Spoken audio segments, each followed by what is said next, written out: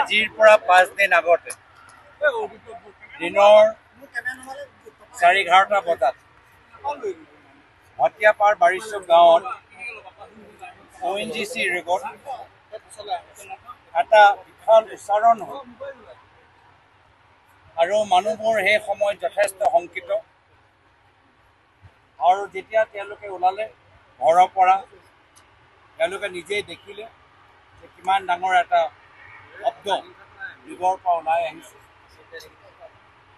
যোৱা 5 দিনৰ ভিতৰত বৰ্তমানৰ স্থিতিত কোনো সলনি নাই, কোনো পৰিৱৰ্তন নাই। মানুহবোৰ আজি ইয়াৰ স্থানীয় মানুহবোৰ আজি শিবিৰত থাকিবলৈ হৈছে। 5 দিনৰ পৰা ইমান বিশাল বা ইমান জোৰকৈ যে এই চাউণ্ডটো ওলাইছে ইয়ালৈ বহুতৰ BP বাঢ়িছে, ব্লাড প্ৰেছাৰ বাঢ়িছে। যি ধৰণৰ প্ৰদূষণ আমি ইয়াত অনুভৱ কৰিছোঁ, বহুতৰ আজি এষ্টামা উশাহ লওঁতে তেওঁলোকৰ সমস্যা হৈছে। যি কেমিকেল আজি বাতাবৰণত আমি দেখা পাইছোঁ, আজি সেই কেমিকেল আজি মানুহৰ লাংছত সোমাই আজি তেওঁলোকৰ আজি বহুতৰ ডিজিনেছ তেওঁলোকৰ কমপ্লেইন হৈছে, মূৰ ঘূৰাইছে তেওঁলোকে কৈছে। যদিও ইয়াত এটা চিকিৎসা শিবিৰ আছে, আজি মানুহবোৰে এতিয়াও নিজৰ ঘৰলৈ অহা যোৱা কৰিবলগীয়া হৈছে। যদিও তেওঁলোকে শিবিৰত আছে, তেওঁলোকে প্ৰত্যেক দিন নিজৰ ঘৰলৈ অহা যোৱা কৰিবলগীয়া হৈছে। ঘৰৰ বস্তুখিনি ঠিকে আছেনে নাই, মাত্ৰ তেওঁলোকে সেইদিনা কিছু কাগজ লৈহে শিবিৰলৈ যাব পাৰিল। তাৰ বাহিৰে তেওঁলোকৰ গৰু ছাগলী খেতি এইবোৰ চব তেওঁলোকে ঘৰৰ ওচৰতে ৰাখি থৈছে। এই স্থানীয় ৰাইজৰ যথেষ্ট ক্ষতি হৈছে আৰু তেওঁলোকৰ ল'ৰা ছোৱালী আটাইতকৈ বেছি ক্ষতি হৈছে। আজি পৰীক্ষাৰ সময়, ইউনিট টেষ্টৰ সময়, তেওঁলোকৰ ল'ৰা ছোৱালী ভালদৰে পৰীক্ষা দিব পৰা নাই। বহুতৰ হাজিৰা কৰা এই সময়টো নষ্ট হৈছে। আজি বহুতে নিজৰ ঘৰৰ কামখিনি কৰিব পৰা নাই। তেওঁলোকৰ জীৱন, স্থানীয় গাঁৱৰ মানুহৰ জীৱনবোৰ একদম স্তব্ধ হৈ গৈছে। এইখিনি খবৰ ল'বলৈ আমি ইয়াত আহিছোঁ। ইয়াত অহা আগত আমাৰ জিলা কংগ্ৰেছো আহি গৈছে। ইয়াত আহি আমি প্ৰথমে স্থানীয় ৰাইজৰ লগত কিছু মত বিনিময় কৰিলোঁ। তেওঁলোকৰ পৰা কিছু তথ্য আমি গ্ৰহণ কৰিবলৈ লাভ কৰিবলৈ সক্ষম হ'লোঁ। আৰু পিছত আমি CMD, all India CMD, all India basin manager, all ইণ্ডিয়াৰ ছাব বেচিন মেনেজাৰ, অল ইণ্ডিয়াৰ ছিকিউৰিটি টীমৰ লগত আমি কথাখিনি পাতিলোঁ। তেওঁলোকে কি কৰিবলৈ ONGC basin manager, sub basin আৰু ছিকিউৰিটি টীমৰ লগত আমি কথাখিনি পাতিলোঁ। আমি জানিবলৈ চেষ্টা কৰিলোঁ যে তেওঁলোকে কি কৰি আছে। তেওঁলোকে আমাক অৱগত কৰাইছে যে বাহিৰৰ পৰা টীম মাতিবলৈ হৈছে, স্থানীয় টীমে নিয়ন্ত্ৰণ কৰিবলৈ পৰা নাই। বাহিৰৰ পৰা টীম আহিছে, দিল্লীৰ পৰা টীম আহিছে। ONGCও নিজে অকলে তেওঁলোকে নিয়ন্ত্ৰণ কৰিব পৰা নাই। অইল ইণ্ডিয়াৰ আজি তেওঁলোকৰ সহায় বিচাৰিছে। এনেকুৱা এটা স্থিতি।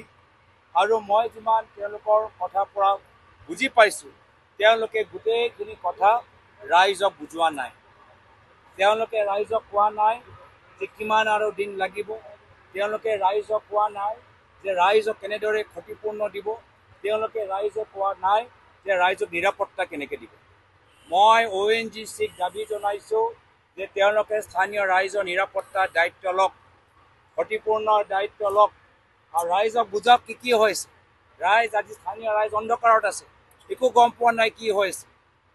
আজি মই তেওঁলোকৰ পৰা বুজিব পাৰিছোঁ, আজি দিখৌ নদীৰ ওচৰত নাথাকিলেহেঁতেন আৰু এই সমস্যাটো জটিল হ'লেহেঁতেন। এতিয়াও তেওঁলোকে বেছি ডাঙৰ কোনো প্ৰগতি কৰিব পৰা নাই। যথেষ্ট প্ৰেছাৰত আজি আমি গম পাইছোঁ, বহুত প্ৰেছাৰ আছে। প্ৰেছাৰটো তেওঁলোকে বেছিকৈ কমাব পৰা নাই আৰু একো আশাও আমাক দিব পৰা নাই যে সোনকালে হ'ব। কোনো টাইম বাউণ্ড ডেডলাইন আমাক দিব পৰা নাই। আৰু মই দুঃখিত যে মোক ব্ৰিফ কৰাৰ সময়ত স্থানীয় কামবোৰ, উচ্চাৰণ হোৱা আগৰ কামবোৰ যে এজন প্ৰাইভেট ফাৰ্মে কৰি আছিলে, এইখিনি কথা স্থানীয় সাংসদৰ পৰা লুকাই ৰাখিলে। আমি ৰাইজৰ পৰা গম পাই গৈছোঁ, সাংবাদিকসকলৰ পৰা গম পাইছোঁ যে এজন স্থানীয় এজন ইয়াৰ স্থানীয় কামবোৰ উচ্চাৰণ আগত এটা প্ৰাইভেট ফাৰ্মে কৰি আছে। এই প্ৰাইভেট ফাৰ্মৰ অনুমতি কোনে দিলে? এই প্ৰাইভেট ফাৰ্মৰ কোৱালিটি এছেছমেণ্ট কোনে চালে? এই প্ৰাইভেট ফাৰ্মৰ তেওঁলোকৰ মানুহবোৰ কিমান ট্ৰেইন, কিয় তেওঁলোকে এছেছ কৰিলে? যিমান মোক বুজাইছে যে তেওঁলোকে ONGC এটা কমপ্লিকেটেড কাম কৰিবলৈ বিচাৰিছে। সাধাৰণ ৰিপেয়াৰ কাম, সাধাৰণ মেইনটেনেঞ্চ কাম কৰিবলৈ বিচৰা নাই। তেওঁলোকে এটা জোন, তেওঁলোকৰ লাহে লাহে প্ৰডাকশ্যনটো কমি গৈছিল, সেই জোনটো বন্ধ কৰি এটা নতুন জোনলৈ তেওঁলোকে ড্ৰিল কৰিবলৈ চেষ্টা কৰিছিল। এটা জোনৰ পৰা যেতিয়া দ্বিতীয় জোনলৈ গৈ আছিলে, সেই সময়তে এই ধৰণৰ ঘটনা ঘটিলে। তো মই জানিবলৈ বিচাৰোঁ যে ONGC ট্ৰেইন মানুহবোৰ, ONGC নিজৰ এই কামখিনি কিয় নকৰিলে? ONGC কি টকা পইচা অভাৱ আছে নেকি? চৰকাৰৰ কি পইচা অভাৱ আছে নেকি? প্ৰাইভেটৰ মানুহক কম দামত দি কি ৰাইজৰ তেওঁলোকৰ ক্ষতি কৰিবলৈ বিচাৰিছে নেকি? পইচা বচাবলৈ চেষ্টা কৰিছে নেকি? আমি যে ইমান GST দি আছোঁ, টোল টেক্স দি আছোঁ, সেইকাৰণে দি আছোঁ নেকি যে ONGC পইচা বচাবলৈ কিছু প্ৰাইভেট ফাৰ্মক তেওঁলোকে কণ্ট্ৰেক্ট দিব? নিজে কিয় কৰা নাই? এইখিনি কথা মই তেওঁলোককো জনালোঁ যে মোৰ ফালৰ পৰা এটা ষ্ট্ৰং মই চিঠি ইণ্ডিয়ান পেট্ৰলিয়াম মন্ত্ৰীলৈ দিম। ইয়াৰ পূৰ্বে আমি অসমত দেখা পাইছোঁ যে অইল ইণ্ডিয়া বাগজানত কেনেদৰে গাফিলতি হৈছে, তাতো সকলোকে ক্ষতিপূৰ্ণ তেওঁলোকে দিয়া নাই।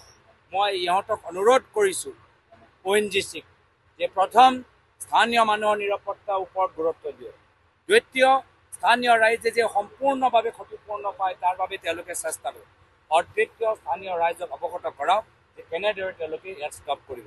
আজি তেওঁলোকৰ হাতত ফৰ্মুলা নাই,